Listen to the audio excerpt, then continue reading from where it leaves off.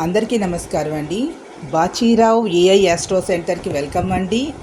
ఈరోజు పంచాంగం వివరాలు తీసుకున్నట్లయితే 26/10/2025 ఆదివారము, రవివారము, శ్రీ విశ్వావసు నామ సంవత్సరం, దక్షిణాయనం, శరదృతువు, కార్తీక మాసం, శుక్లపక్షం, పంచమి, రాత్రి 12:46, తదుపరి షష్ఠి, జ్యేష్ఠ ఉదయం 8:20, తదుపరి మూల, వజ్యం సాయంత్రం 5:03 నుండి 6:47 వరకు, అమృత గడియలు తెల్లవారుజామున 3:30 నుండి 5:15 వరకు, దుర్ముహూర్తం సాయంత్రం 3:58 నుంచి 4:44 వరకు, రాహుకాలం సాయంత్రం 4:30 నుండి 6 గంటల వరకు, సూర్యోదయం ఉదయం 6 గంటలకు, సూర్యాస్తమయం సాయంత్రం 5:30. ఈరోజు నాగపంచమి.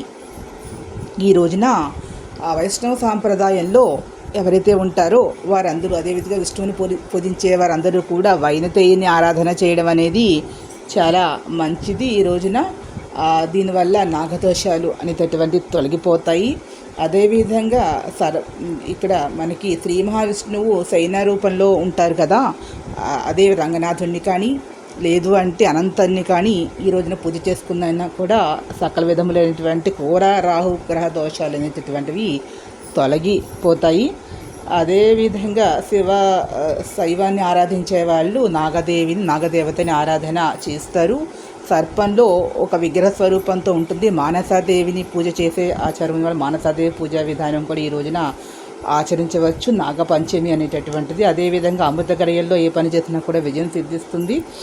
రాహుకాల దీపాలు పెట్టేవారు అంటే రవిలో రాహు అంతర్దశ, రాహులో రవి ఎవరైతే ఉంటారో వారు రాహుకాల దీపాలని సాయంకాలం నాడు దోషం తీవ్రంగా ఉన్నవారు 6 ఒత్తులతోటి దీపారాధన చేయవచ్చు. లేదు అంటే 6 నిమ్మకాయలతోటి దీపారాధన అమ్మవారికి రాహుకాలంలో చేసినట్లయితే ఎవరైతే ఎవరి జాతకంలో అయితే రాహు రవితో కలిసి ఉంటాడో వారు ఇబ్బందులు లేకుండా ఉంటుంది. దాన్ని ఎక్లిప్స్ సన్ అని అంటారు. ఆ రాహుతో ఉన్నటువంటిది. స్వామి బుధన్ లక్ష్మీనారాయణ ప్రతిమను పెట్టి కూడా పూజ చేసుకున్నా కూడా, ఫోటో పెట్టి పూజ చేసినా కూడా శుభాలు జరుగుతాయి. ఈ వీడియో మీకు నచ్చినట్లయితే ప్లీజ్ సబ్స్క్రైబ్ మై ఛానల్. మరిన్ని వీడియోతో ముందుకు వస్తాను. Thank you to all.